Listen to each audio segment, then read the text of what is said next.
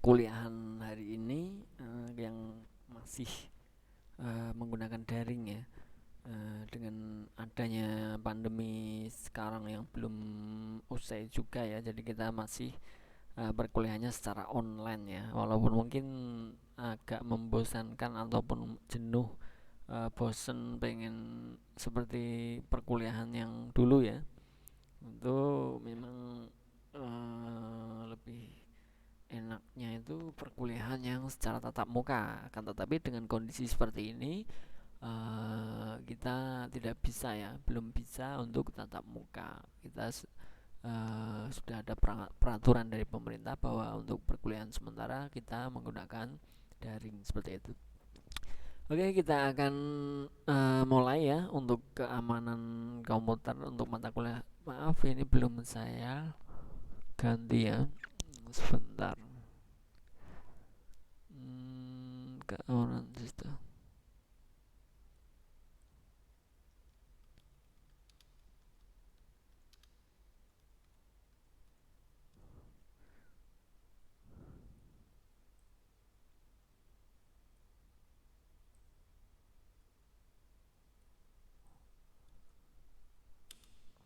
Oke, untuk pembahasan kali ini kita akan membahas mengenai keamanan sistem komputer ya.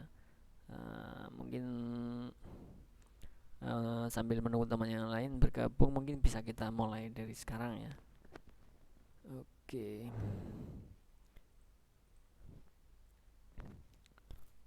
Untuk outline-nya, pendahuluan ancaman keamanan pada sistem berbasis komputer ini banyak sekali ya. Ada social engineering, kemudian keamanan fisik, security hole pada sistem operasi dan servisnya, kemudian serangan pada jaringan, ada DOS attack, serangan via aplikasi berbasis web, itu trojan, backdoor, virus dan lain sebagainya ya. Untuk hardening sistemnya, hardening sistem security policy, kemudian kriptografi. Nah, ini adalah untuk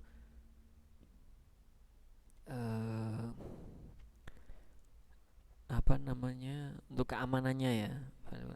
Ini beberapa macam untuk yang mungkin bisa kita bahas nanti ya. Mengapa perlu keamanan di dalam suatu komputer? Nah, resiko kerugian finansial ya, tentunya pada saat kita menyimpan data-data penting di dalam komputer kita ataupun yang sudah di online kan, di database misalkan, itu kan nanti akan mengalami kerugian finansial, semisal dibobol maupun dirusak ataupun kena virus seperti itu ya. Kemudian risiko kerugian kerahasiaan juga sangat vital ya. Kenapa? Karena kerahasiaan misalkan perusahaan, kalau saat dibobol oleh orang yang tidak bertanggung jawab, nantinya bisa diperjualbelikan untuk data tersebut ataupun kejahatan lainnya ya. Kemudian risiko kerugian harga diri juga tentunya ya, karena itu adalah sebagai hal yang privasi bagi perusahaan misalnya, ataupun secara pribadi juga seperti itu ya. Misalkan data-data kalian dicuri kemudian diperjualbelikan ataupun disebar misalkan, dan lain-lain, masih banyak alasan mengapa perlu ada aman atau keamanan pada komputer kita. Nah, motif-motif serangan pada sistem komputer itu banyak ya. Ada secara politik, finansial, dendam, mungkin sakit hati, iseng sebagai pekerjaan cracker bayaran misalkan, dan lain sebagainya. Nah, itu adalah motif daripada untuk kejahatan cyber ya. Nah, aspek-aspek keamanannya ada, yang pertama ada confidentiality. Nah, informasi data hanya bisa diakses oleh pihak yang memiliki wewenang ya.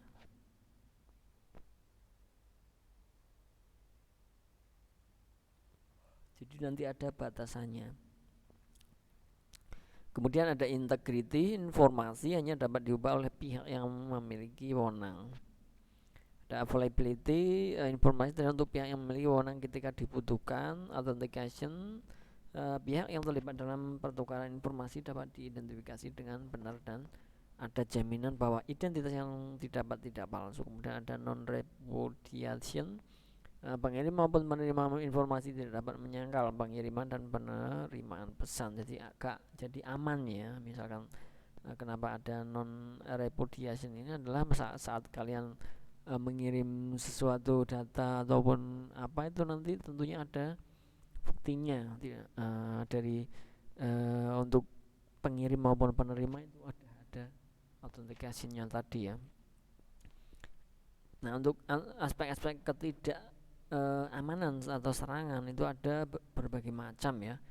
Yang pertama ada interruption, aset dari suatu sistem diserang sehingga menjadi tidak tersedia atau tidak dapat dipakai oleh yang berwenang. Nah, contohnya adalah perusakan modifikasi terhadap piranti keras atau saluran jaringan.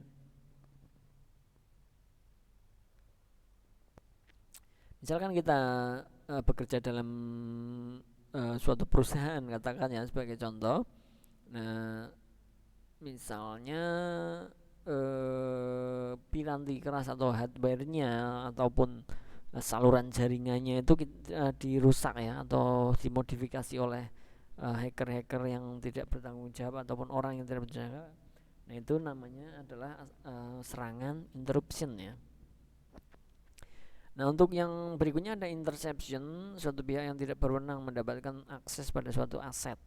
Nah, pihak yang dimaksud berupa orang, program, atau sistem yang lain. Contohnya adalah penyadapan terhadap data dalam suatu jaringan. Nah, itu juga sangat berbahaya ya. Itu bisa merugikan secara finansial maupun tadi yang sudah saya jelaskan tadi ya. Kemudian ada modification, suatu pihak yang tidak berwenang dapat melakukan perubahan terhadap suatu aset. Nah, ini juga tentunya berbahaya ya pada saat merusak data kita ya. Nah, contohnya adalah perubahan nilai pada file data, modifikasi program sehingga terdapat dengan cara tidak semestinya. Nah, modifikasi pesan yang sedang ditransmisikan dalam jaringan. Nah, ini semisal data untuk penggajian karyawan katakan di suatu perusahaan itu diganti-ganti, dimodifikasi oleh orang yang tidak bertanggung jawab tersebut ya, yang tentunya motifnya itu tadi ada yang misalkan iseng saja, itu kan iseng juga bisa menyebabkan kerugian pada karyawan maupun perusahaan. Yang berikutnya ada fabrication, suatu pihak yang tidak berwenang untuk menyisipkan objek palsu ke dalam sistem. Nah, contohnya adalah pengiriman pesan palsu kepada orang lain. Ini sering terjadi ya. Mungkin di handphone kita ya, itu banyak ya yang hal-hal seperti semacam ini. Itu namanya adalah ancaman serangan fabrication ya, seperti itu. Nah, hukum alam keamanan komputer ini tidak ada sistem yang 100% aman tentunya ya. Sekalipun kita membuat versi keamanan yang bisa mungkin menurut kita sudah sangat canggih, itu ada yang selalu ingin mengungguli sistem kita misalkan. Nah, contohnya banyak penjahat-penjahat cyber itu kan mereka selalu berusaha ya bagaimana sih agar merusak ataupun membobol sistem mereka misalkan. Kemudian keamanan berbanding terbalik dengan kenyamanan. Contoh insiden serangan pada sistem komputer banyak, ini ada di 2004 itu situs KPU, bahkan KPU saja bisa diserang ya, di-crack sehingga konten situs tersebut berubah. Ini namanya motifnya politik ya tadi ya untuk KPU tersebut ya.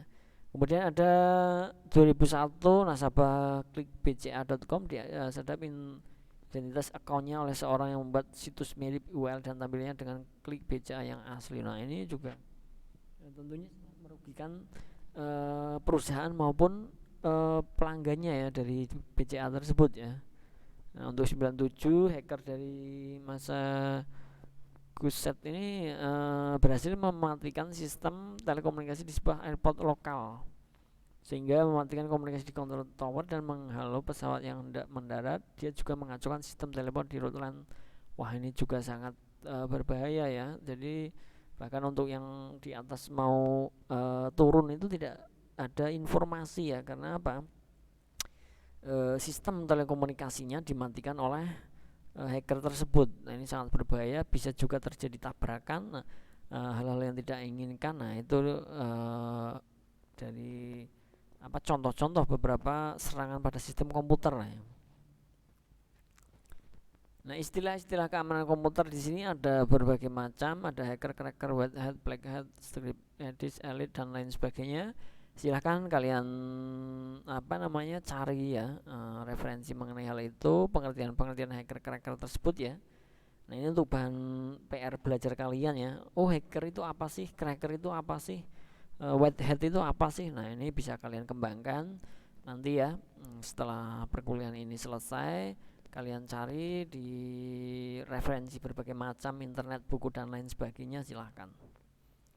Nah, untuk ancaman keamanan pada sistem komputer antara lain apa? Yang pertama adalah social engineering, keamanan fisik, kemudian security hole pada sistem operasi dan service, serangan pada jaringan, DOS attack, serangan via aplikasi berbasis web, Trojan, backdoor, virus, anatomy of hack. Langkah yang digunakan oleh hacker adalah beberapa hal tersebut ya, atau ancaman keamanan tersebut. Ini yang paling sering ya. Mungkin yang hacker-hacker sudah menguasai tentang hal tersebut ya. Jadi cara mereka merusak ataupun mengacaukan sistem dari komputer, beberapa komputer itu dengan sebagai contoh seperti itu ya. Ada keamanan fisik, kemudian ada virus dan lain sebagainya.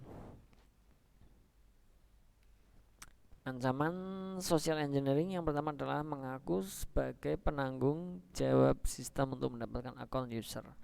Mengaku sebagai user yang sah kepada pengelola sistem untuk mendapatkan akun. Nah, ini ada mengenai yang social engineering tadi ya. Nah, itu contohnya seperti itu, mengamati user yang sedang memasukkan password, itu juga mereka bisa melihat ya dengan social engineering tadi. Kemudian menggunakan password yang sudah mudah ditebak ya, oleh karena itu pada saat kita memasukkan password di sistem kita ya, tidak hanya di sistem komputer saja, itu semua sistem baik web maupun misalkan sistem contohnya di sistem bank ya, itu juga kalian harus hati-hati untuk passwordnya yang tidak mudah ditebak. Nah, solusinya mendidik seluruh pengguna sistem dari level manager sampai operator akan pentingnya keamanan. Nah, ini untuk social engineering. Kemudian untuk keamanan fisik, ancamannya seperti apa? Pembobolan ruangan sistem komputer karena secara fisik ya. Kemudian ada penyalahgunaan akunnya sedang aktif yang ditinggal pergi oleh user. Nah, ini pada saat kalau zaman dulu ya itu sering terjadi hal seperti ini. Kenapa? Karena pada saat zaman dulu mungkin kalian tidak mengalami ya, karena untuk zaman sekarang itu sudah sangat canggih. Itu untuk saya sendiri dulu pernah mengalami, kita pada saat mengerjakan tugas ataupun misalkan PR dari kuliah itu terkadang kita butuh internet ya, akan tetapi karena belum terlalu canggih kita lari ke warnet. Nah, pada saat kita di warnet tentunya terkadang kita sambil agar tidak jenuh kita memasukkan kita login untuk sosmed kita, misalkan Facebook katakan ya. Nah, di situ untuk menghilangkan kejenuhan. Akan tetapi pada saat kita keluar dari warnet tersebut, mungkin terburu-buru ataupun memang sudah selesai, itu terkadang kita lupa untuk logoutnya. Nah, di situ akan berbahayanya adalah pada saat ada user lain yang menggunakan akun kita. Nah, itu adalah ancaman keamanan fisik salah satunya ya. Kemudian sabotase infrastruktur, sistem komputer, kabel, router, hub dan lain-lain ya. Nah, untuk solusinya bagaimana? Konstruksi bangunan yang kokoh dengan pintu yang terkunci. Nah, dalam hal di fisiknya atau fisik di komputernya ya. Pemasangan screen saver, kemudian pengamanan secara fisik infrastruktur sistem komputer, kemudian CPU ditempatkan di tempat yang aman, kabel di rel, router, hub ditempatkan yang aman dari jangkauan dan lain sebagainya. Itu adalah untuk solusi untuk keamanan fisik ya. Untuk security hole pada OS dan service itu ancamannya seperti apa? Buffer overflow yang menyebabkan local remote exploit, salah konfigurasi, instalasi default yang mudah dieksploit dan lain-lain. Untuk buffer overflow berikutnya adalah mengapa bisa terjadi buffer overflow, keadaan di mana buffer terisi dengan data yang ukurannya melebihi kapasitasnya sendiri, dan akibatnya kelebihan data itu akan mengisi alamat memori lain yang bukan milik variabel tersebut atau overwrite. Pencegahannya dari sisi programmer, coding dengan teliti dan sabar sehingga kemungkinan kekeliruan coding yang menyebabkan buffer flow dapat dihindari.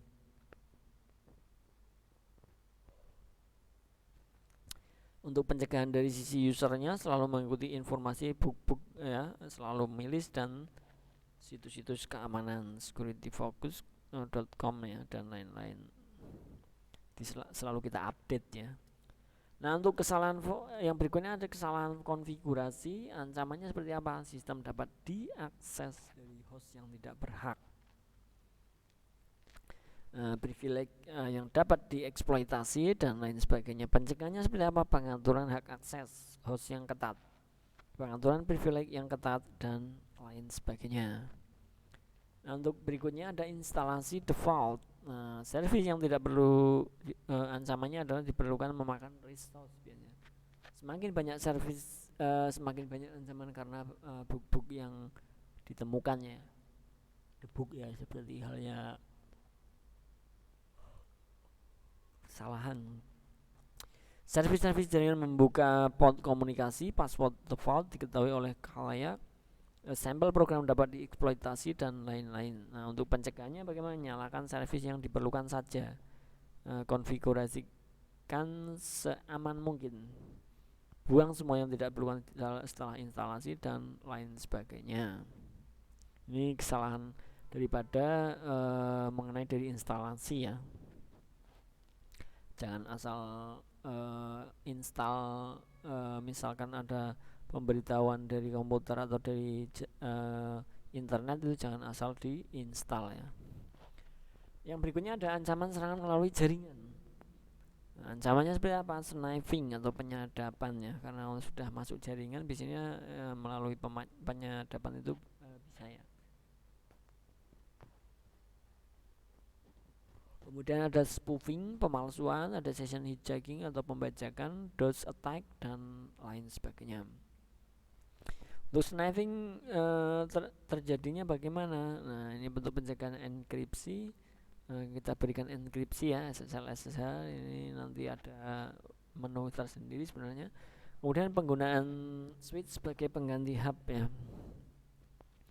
Sniffer mengubah mode Ethernet untuk mendengarkan seluruh paket data yang jaringan yang menggunakan hub sebagai konsentrator. Untuk spoofing sendiri, jenis spoofing ada IP, MAC address, DNS, routing.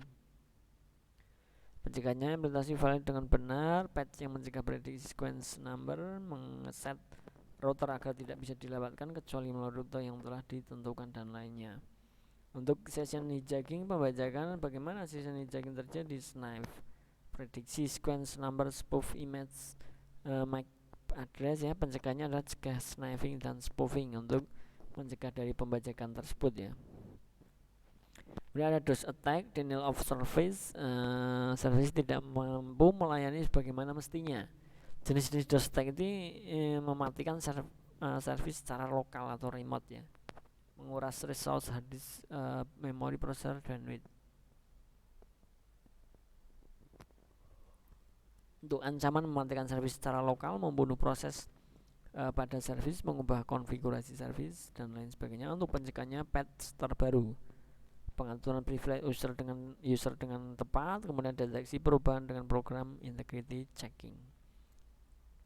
Nah, ini ada mengirim ancaman menguras yang resource secara lokalnya itu menciptakan proses secara paralel ya, menulis file ke sistem, mengirimkan paket ke host lain. Untuk pencegahannya bagaimana? Mengatur privilege dengan tepat, dan lainnya. Kemudian ada menguras resource secara remote ya. Remote ada teknik synfloat, smooth attack, DDoS, distributed DOS, dan lainnya. Nah, ini untuk istilah-istilah seperti ini silahkan ya kalian kembangkan. Oh, ternyata untuk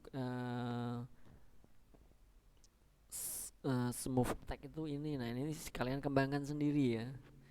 Nah, ini saya hanya memberikan beberapa poin-poinnya saja biar kalian sebagai mahasiswa itu aktif ya, bisa mencari referensi lagi ya. Oh, smooth attack itu pengertiannya lebih dalamnya itu apa sih? Nah, ini adalah tugas kalian. Silakan dicari ataupun ditambahkan, berinovasi sendiri ya. Tapi dengan catatan, dengan apa, sumber-sumber yang ini ya bisa dipercaya seperti itu ya. Oke, ini banyak sekali sebenarnya yang untuk slide-nya ya. Jadi nanti silahkan dipelajari ya. Ada ancaman sin flood-nya itu seperti apa, pencegahan sin flood-nya, kemudian smooth attack itu. Nah, ini di sini ada beberapa smooth attack ancamannya, kemudian pencegahannya seperti apa. Ini kalian pahami ya. Untuk materi sudah saya share di Classroom, silahkan bisa diambil ya. Nah, untuk seperti yang tadi saya katakan, untuk lebih mengerti smooth attack itu apa, tambahkan sebagai referensi, sebagai PR kalian di rumah ya. Nah, seperti ini. Ada yang berikutnya adalah ancaman via aplikasi berbasis web. Ternyata ada yang menggunakan aplikasi ya. Ancamannya ada serang untuk mendapatkan account, SQL injection, session hijacking, dan lain sebagainya. Untuk ancaman serangan account itu analisa manajemen account untuk mendapatkan account, brute force attack, dan lainnya. Untuk pencegahan, desain dan coding yang aman, ini tentunya akan mungkin bisa mencegah ya untuk hal tersebut ya. Mendisable pesan error sistem dan aplikasi yang tidak perlu, sanitasi nilai input dengan baik di sisi server, dan lain-lain. Untuk ancaman serangan SQL injection-nya, contohnya query pada aplikasi database, select from user where ID, $ID. Nah, penyerang memasukkan nilai variable ID dengan query yang diinginkan. $ID 212 select from admin misalkan, dia akan mengambil dari admin datanya ya. Nah, query akhir menghasilkan dua buah query, select from user where ID 212, kemudian select from admin. Nah, pencegahannya bagaimana? Sanitasi nilai input dengan baik di sisi server. Ini juga ini kelas untuk programmer ya. Ada ancaman session hijacking tadi ya. Seperti ini bisa menjadi ID korban. Ini bisa kalian pahami nanti ya. Kalian ambil saja untuk materinya di Classroom sudah saya share ya. Nanti bisa kalian. Nah, ini ada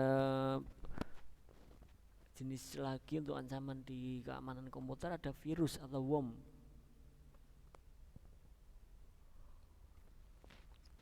Ini tidak hanya di komputer saja, mungkin di smartphone kalian juga ya, banyak virus atau worm.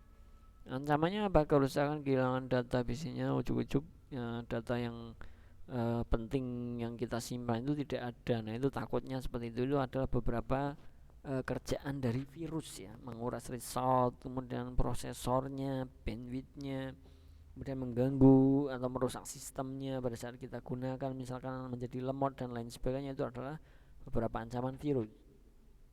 Pencegahannya bagaimana? Gunakan scan virus dengan database terbaru. Jangan menginstal program yang belum dikenal betul ya. Jadi lihat dulu apa yang akan kita install ya. Kemudian mendidik user tentang keamanan komputer dan lain sebagainya. Kemudian yang berikutnya ada security policy. Polisi menggunakan komputer, tidak boleh meminjamkan akun kepada orang lain ya. Harus benar-benar rahasia. Kemudian tidak boleh mengambil menaruh file dari komputer kantor. Polisi penggunaan instalasi programnya tidak boleh menginstal program tanpa seizin staffnya, takutnya nanti akan merusak data ya.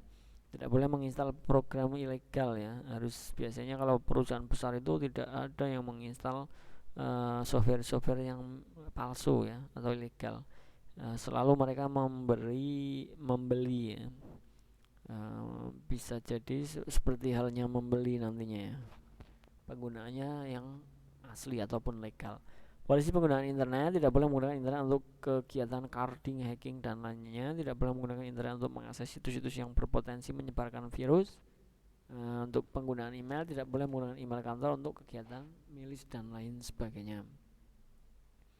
Untuk tipe penyusup ada beberapa ini ada Suryaus tertarik untuk mencari tahu sistem dan data yang Anda miliki. Kemudian malicious ini suka mengganggu ke sistem sehingga tidak dapat bekerja dengan optimal, merusak halaman situs web Anda misalkan ya, ataupun memaksa Anda untuk menghabiskan banyak uang dan waktu untuk memperbaiki kerusakan yang dibuatnya.